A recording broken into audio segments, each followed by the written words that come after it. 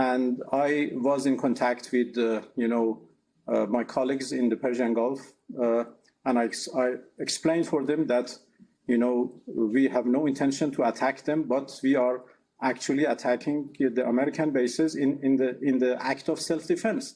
We cannot just sit and watch they are attacking us and we don't, respond simply because their bases are in a friendly neighbor country. So I explained for them, and I hope that they understand this situation. Another point I have to mention is, I don't know why the US administration insists to start a negotiation and then in the middle of negotiation attack the other party. Today happened exactly what last June happened. We were in the middle of negotiations, and and it was interesting that this time we made a big progress. 2 days ago, on Thursday, we had a very good meeting in Geneva, together with Steve Witkoff and Jared Kushner, and we were able to address serious questions related to Iran's nuclear program. We obviously have differences, but we resolved some of those differences, and we decided to continue in order to resolve the rest of questions. And we actually instructed the technical team to go to Vienna and have a meeting with the IAEA. In order to find technical solution for the problems we are facing in the negotiation. And everybody was happy at the end of those negotiations. As you saw, His Excellency Badr al-Busaidi, the Foreign Minister of Oman, who is mediating between us, he concluded by posting a tweet saying that today we made significant progress. And before he posted his tweet, he consulted with both delegations and both were happy. So I don't know why, while we were progressing in our talks and we had made good, achievement, and a deal was at our reach, why they decided to attack us. Perhaps, it was others who dragged the United States for their own benefits into this, conflict. It's really pity. On our nuclear program, I think there are every reason that Iran does not want nuclear weapon. And the whole world has tested us when in 2015, we signed a deal and we announced very clearly that Iran would never seek, develop or acquire nuclear weapons. And that was a permanent commitment in 2015 deal. I know that President Trump doesn't like that deal, but at least we proved our, goodwill, and we proved that we are not seeking nuclear weapons. And it was not Iran who withdrew from that deal, it was the US.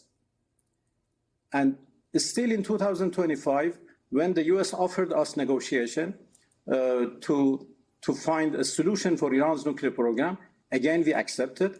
We entered into negotiation in good faith. At least 3 times we came to a good conclusion, but my interlocutor in the other side couldn't sell it in Washington. Then they suddenly attacked us. Again, this time, we entered into negotiation with the help of our Omani friends and others. Everybody supported those negotiations. And, we made significant progress this time, and then they attacked us. So it is us who have, negative, bitter experiences from talking to the United States. We have never wanted nuclear weapon. There is both religious, convictions by us, the verdict by the Supreme Leader, who considered all these weapons as inhumane and, against the Islamic teachings. At the same time, they have no place in our security doctrine, and I can explain. But I would like to reaffirm once again that we have proved our goodwill. We negotiated with E3 and then E3 plus 3 or P5 plus 1, and we concluded a deal the whole world celebrated, and we remain committed to that deal in 2015. But it was the US who withdrew, not us. And again, the experiences of last year and this year. So I think the one who should prove its good faith, its goodwill, is the United States, not Iran. Sir, as many Americans are waking up this morning and seeing images of Israel and other nations try to defend itself, what is your message to the American people about how far Iran will go? Well, we have no limit to defend ourselves. Does that include attacking Americans? Well, we are attacking the American military build-up in our region. We are not attacking Americans in their land. Americans are attacking our people in our cities. But this is not what we are going to do. We are attacking the Americans' bases, military bases in the region, and military installations and facilities. And this is only as an act of self-defense. We are not the one who started this aggression. It was the United States and Israel who started this aggression. So there is no limit for us to defend ourselves, but once the aggression is stopped, we would also stop our self-defense. This is quite obvious and quite natural.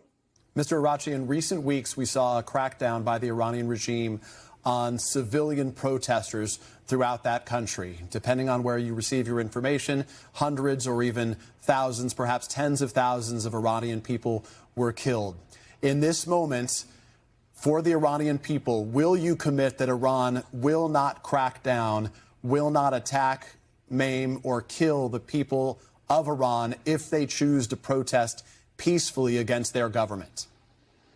Well, I have to correct your disinformation.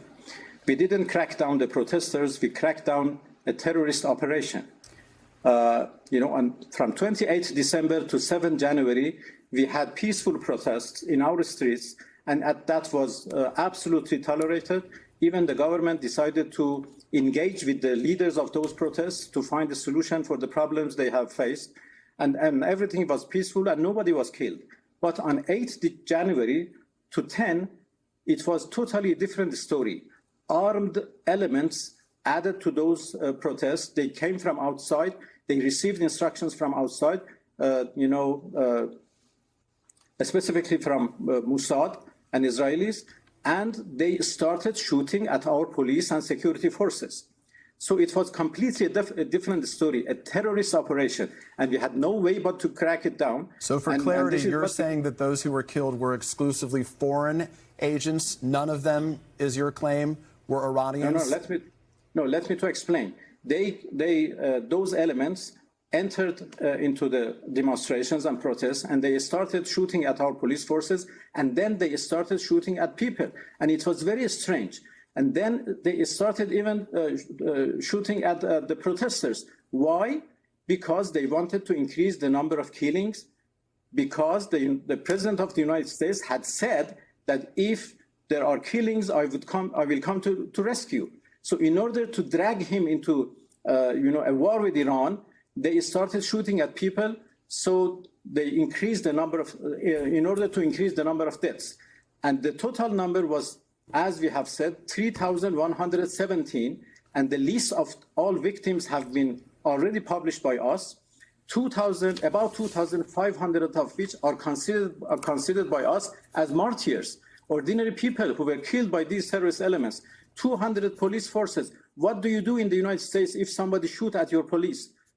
You would certainly react very harshly. And this is what we did.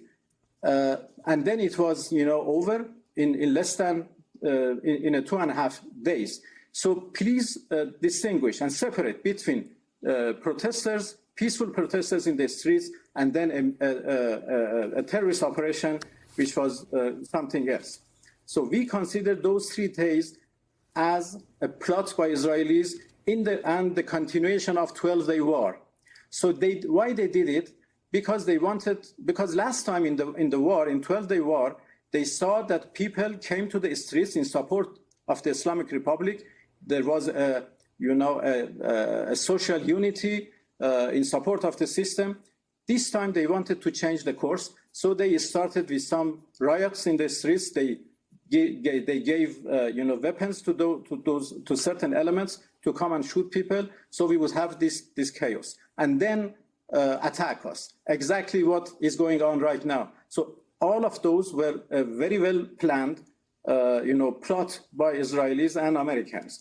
But we were able to control that, operation, and we are able to defend ourselves this time.